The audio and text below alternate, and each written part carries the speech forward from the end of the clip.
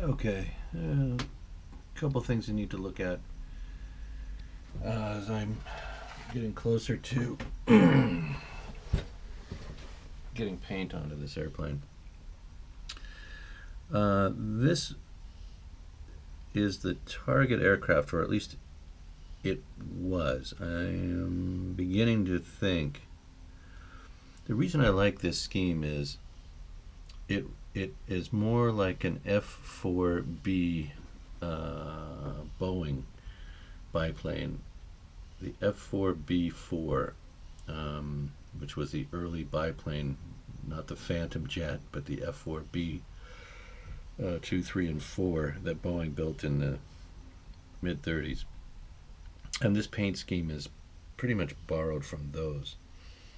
It's not really a Sparrowhawk, and it's got all the markings on it, but it just doesn't, I don't know if it lines up with all of the images that I found on the internet related to the actual squadron paint. So typically the airplane was a gold gray. This one is white. It's all white for the fuselage.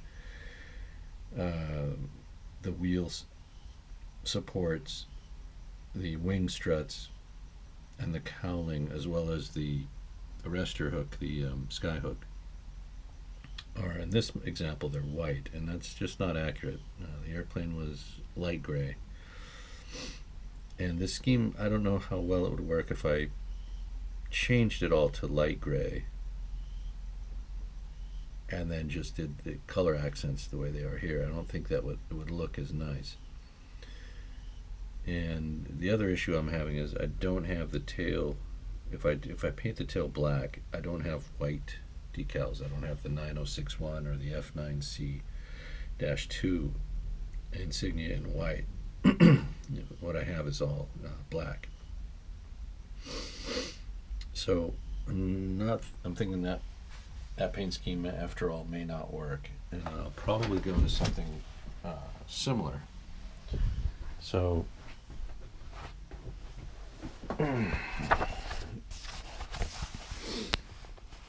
in this book, there are a couple of images, and we're going to talk about paint scheme in a second. There's one other feature on the airplane that I don't see anywhere modeled by Dumas. It's not on the plan. It's not a feature of the model kit, but you can see it here on all of these, and it's this panel here that seems to come off of the fuselage right below the wing line here. Here you see the exhaust ports behind the cowling, and then you see this panel which comes down to about a point about halfway through the main landing gear strut, and then cuts around it and then proceeds down to the lower fuselage. And here you can see that it actually, that fairing or that panel sticks out from the side of the fuselage, and there's something here protruding from it. You can see it in this image as well. Whatever this is coming out from behind this panel, which stands off from the fuselage here, and you can see it again here and here. And on an earlier Sparrowhawk, it's actually contoured outward there, but on later versions it's just a straight line. So I'm probably going to need to replicate that look by putting a panel onto the airplane roughly from here that is attached at the front edge here, but is sticking out about 1/8 of an inch at the back, and it's going to need to be a fairly significant panel. It's going to come down to a line this way to a point about halfway through the fairing, cut around it, and then join to this belly pan fairing. So I mean, that I'm thinking now what I'll probably use for that is acetate plastic, clear acetate, I thought of cardstock, and then if I laminate 2 pieces of cardstock similar to what I used for the cockpit combing for this, that might work. But I want something a little more durable than that. That's a little more forgiving if it's pressed here, if it gets squeezed, that it won't reconfigure to a different shape. I want something that'll be springy. So I think acetate might be the answer. A piece of clear packaging that I'll then prep and paint and shape to make this panel on each side of the forward fuselage here behind the cowling. I'm not 100% sure that I'm going to do that. I might just draw panel lines and fake it, but it seems to me that this is a significant feature of the airplane, and it's one that I wouldn't have otherwise unless I fabricate it. So the other thing I wanted to look at was an alternate paint scheme. Again, I think the red is overdone. I'm tired of that red stripe, red cowling look. But here you see this aircraft is done up in the white striping and white waistband and white landing gear wheel pants, but the struts are gold gray, the fuselage is gold gray, the tail here is gold gray, and I'm not certain of the upper surfaces of the tail plane. I think these would be yellow to match the wing, but I'll have to find some color images of the white squadron insignia, the white version of this. So that's my place over here. Here we go. So again, this is probably the blue stripe. This looks like red, and this looks like the white here. The other feature that you can kind of see from these pictures is that around the cowling, so the cowling is of a color, but then, for instance, here you can see that also the forward fuselage, the nose of the airplane, is painted the same color. In other words, what we would see here is, instead of this being gold gray all the way to the end here, there would be, I'd have to mask this off about 1/4 of an inch back, probably 1/4 of an inch, maybe 3/8, and paint that the same color as the cowling. That's what they've done here. That's what you're seeing here and here and here. You don't really, I mean, you can kind of see it here, the difference in coloration right there versus here. So it looks like, again, the white was done onto the fuselage behind the firewall. The matching color to the cowling is painted onto the fuselage, about 1/4 of an inch, maybe 3/8 of an inch depth onto this nose. So that I'll have to do. I'll need to replicate that look. Right, so there's lots of information you can get from even black and white photos, but the thing I can't clearly tell here is what's happening on these. It looks different from the gold gray. It looks like these might be yellow on the top surfaces. So I'll have to check that using the internet. None of the pictures in this book are in color. They're all black and white. So there's a couple of things there. Otherwise, with regard to the working on the aircraft here, the tail's horizontal surfaces need a couple more coats of the sand and seal product. This is what I'm using now to final prep and sand before I use the primer paints. This Deluxe Sand and Seal.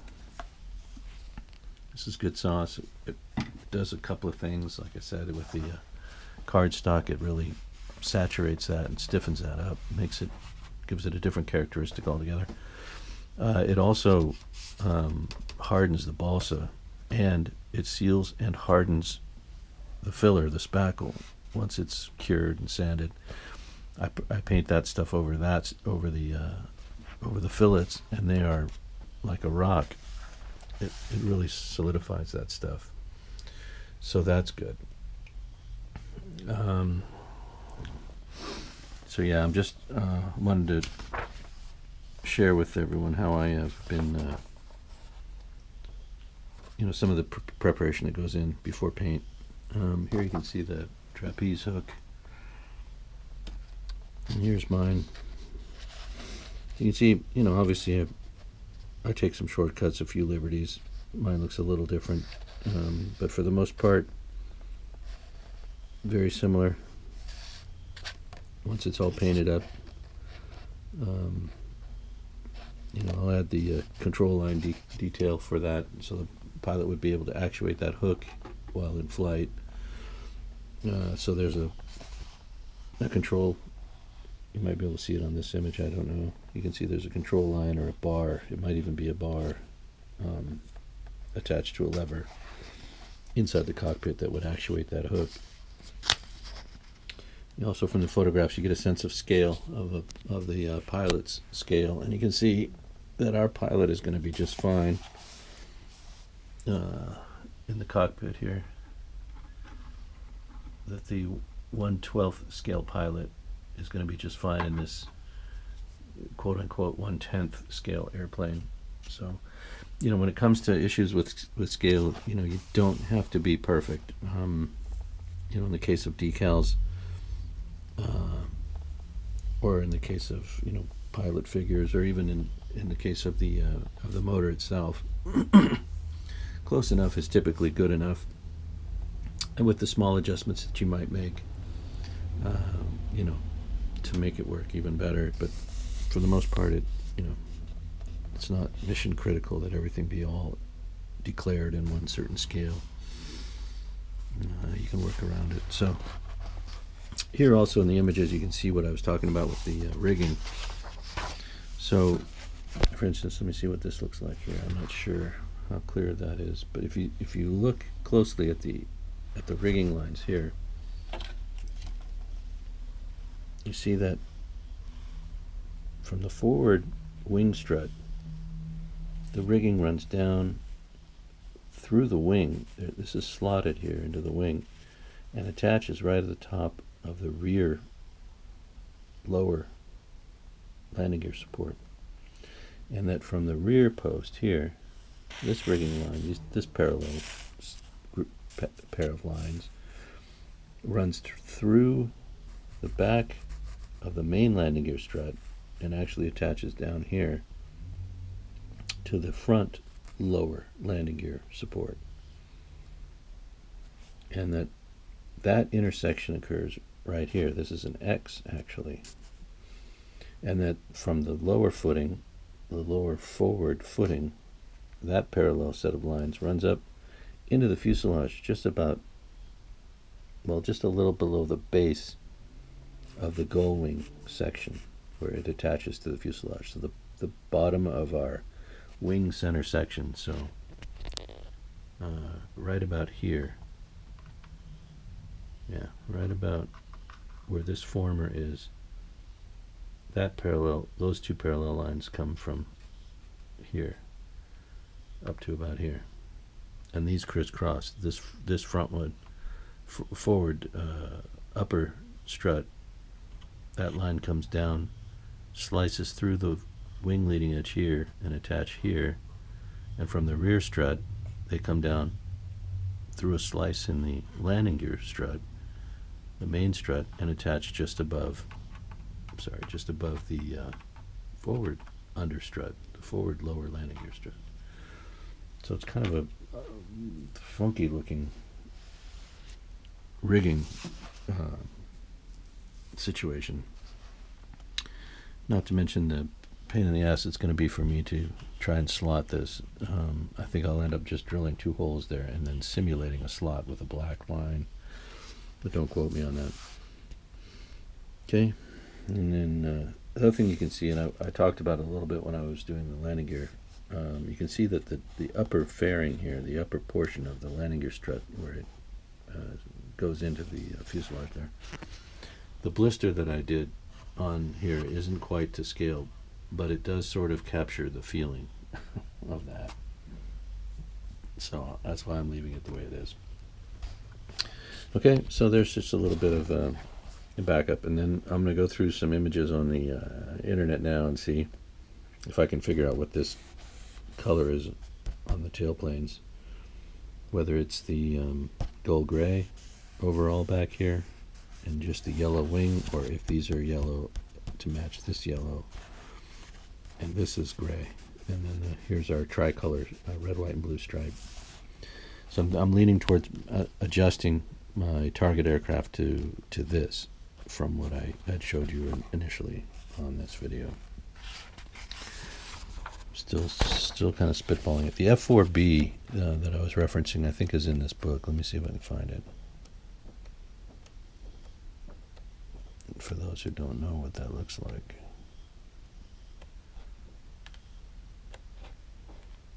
I might not have a picture of it in here. This book is more about aircraft that weren't 100% successful. Anybody who saw King Kong, the remake of King Kong, recognize this airplane. Yeah, it's a beauty. I love this. Anyway, yeah, I don't think the F4B is in here. Darn it. There's some pretty airplanes in here. Berliner Joyce. Look how this wing is slung underneath the airplane. I mean, it's not just a little bit below the bottom of it. It's way down here. Get that thing caught in the tall grass. Look at it.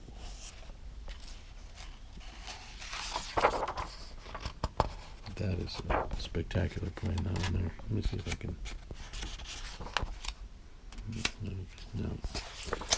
No F4B here. But that's what that other paint scheme looks to be borrowed from. This book, for what it's worth,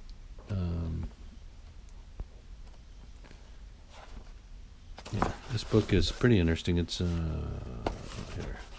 Get the Forgotten Fighters, an experimental aircraft, U.S. Navy by Pete Bowers. So it's got some interesting stuff in it, unusual.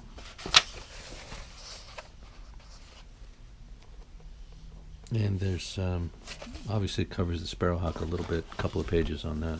Some nice images. Put that back into my elaborate filing system right there.